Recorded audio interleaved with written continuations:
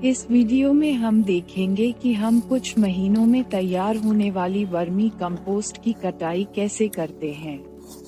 योजना यह है कि वर्मी कंपोस्ट की कटाई हमें उतनी मात्रा में करनी है जितनी हमें चाहिए।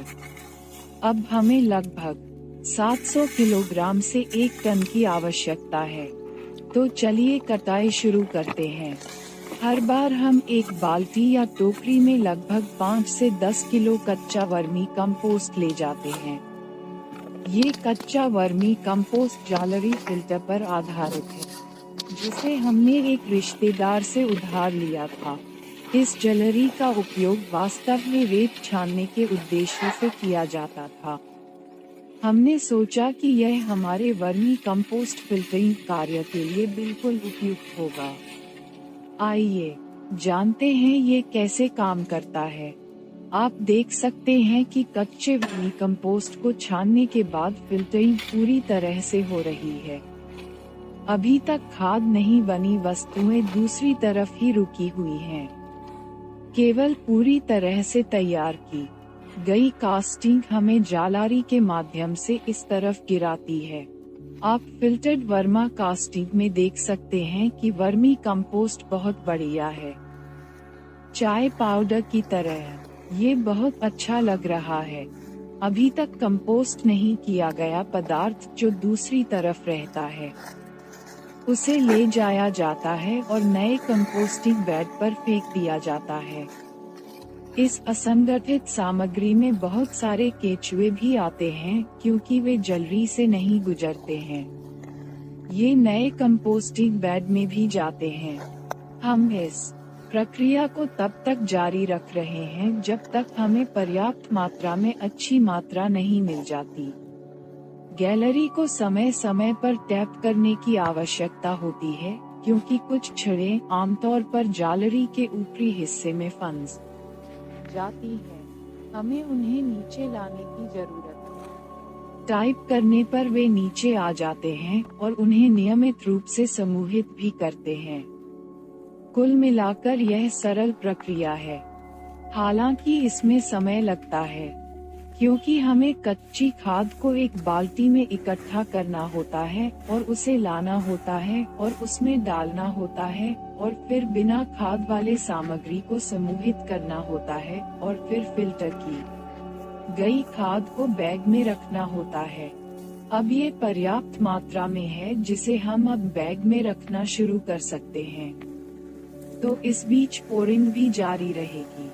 चूंकि वॉर्म्स कास्टिंग पूरी तरह से सूख गई है, इसलिए फिल्टरिंग बहुत आसानी से हो रही है और संरचना भी बहुत अच्छी है। हमारे हाथ में ये बहुत चिकना दिखता है और चाय पाउडर जैसा दिखता है और बहुत अच्छा लगता है। आप उसे यहाँ देख सकते हैं।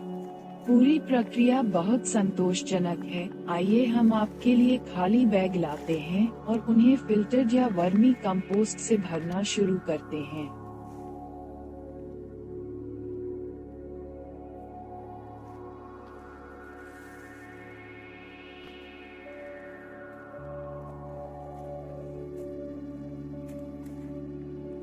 हर बैग को पूरी तरह से नहीं भर पाएंगे क्योंकि उन्हें भंडारण के लिए शेड में ले जाना बहुत भारी हो जाता है। तो हम क्या करेंगे कि हम खाली बैगों में लगभग 30 से 40 किलो ही भरेंगे।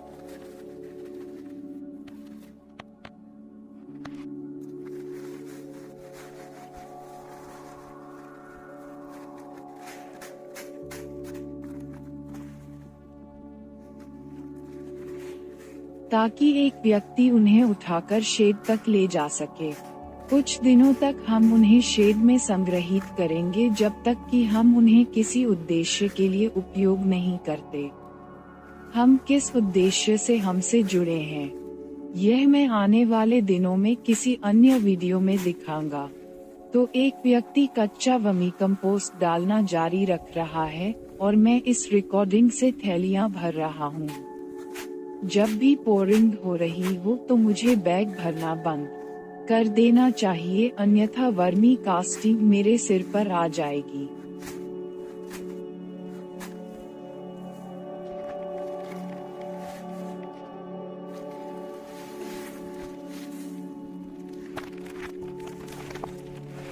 हमें केचुए भी बहुत मिल रहे हैं। हम बार बार उन्हें ले जाकर नया वर्मी कंपोस्टिंग बेड फेंक रहे हैं। अब तक लगभग 150 किलोग्राम वर्मी कंपोस्ट तैयार हो चुका है।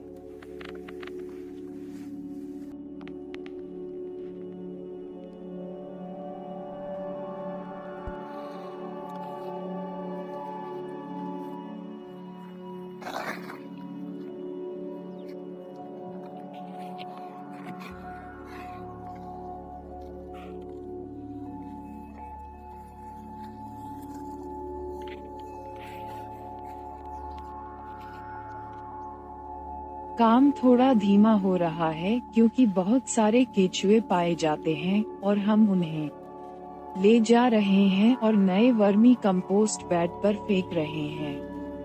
आप देख सकते हैं कि यहाँ केचुए किस प्रकार स्थित हैं। इसलिए हम ऐसे सभी समूहों को इकट्ठा कर रहे हैं और उन्हें नए बिस्तर पर रख रहे हैं। हम वर्मी कंपोस्ट इकट्ठा कर रहे हैं।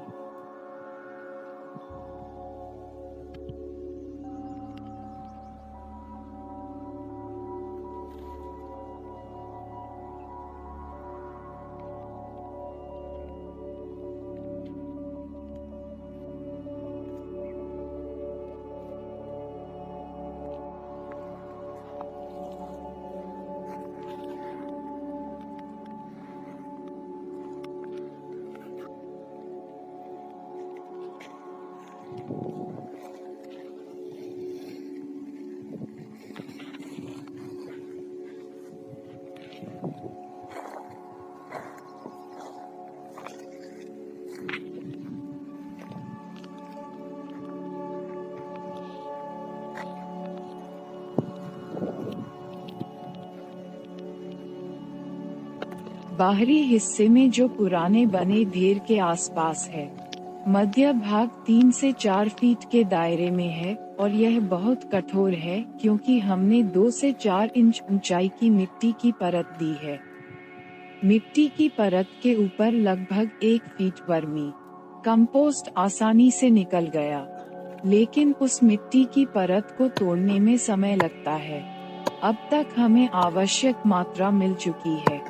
हम केंद्र का हिस्सा लेना बंद कर देंगे, बल्कि उस मिट्टी की परत को टुकड़ों में तोड़कर उसमें घोल डालेंगे और फिर अगले दिन उस मिट्टी की परत को गीली घास से ढक देंगे। और फिर हम इसे कुछ महीनों या शायद कुछ हफ्तों के लिए छोड़ देते हैं। तो उसके बाद मिट्टी की परत नरम हो जाएगी और उस समय में पूरा वर्मी कंपोस्ट लग जाएगा। आप ये देखना जारी रख सकते हैं कि हम किस प्रकार घोल डालते हैं और उसे ढेर से ढक देते हैं।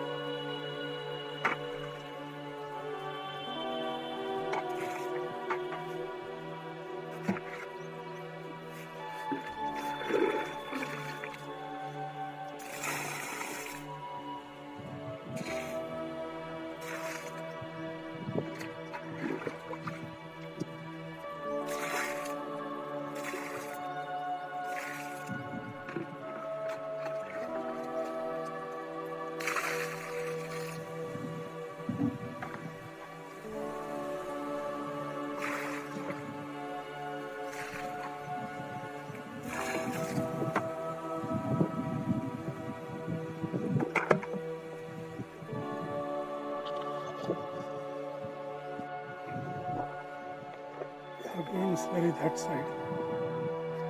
So while taking out this vermicompost, after filtering, whatever residue came, that we have thrown here on this bed, new bed. So we took only half of it. We didn't take completely because that was sufficient as of now. And also there was a hard pan. Means one layer of soil we had kept in between. That one layer of soil became very hard. We have taken top 6 inch and surrounding area, but it was very hard there due to that soil layer.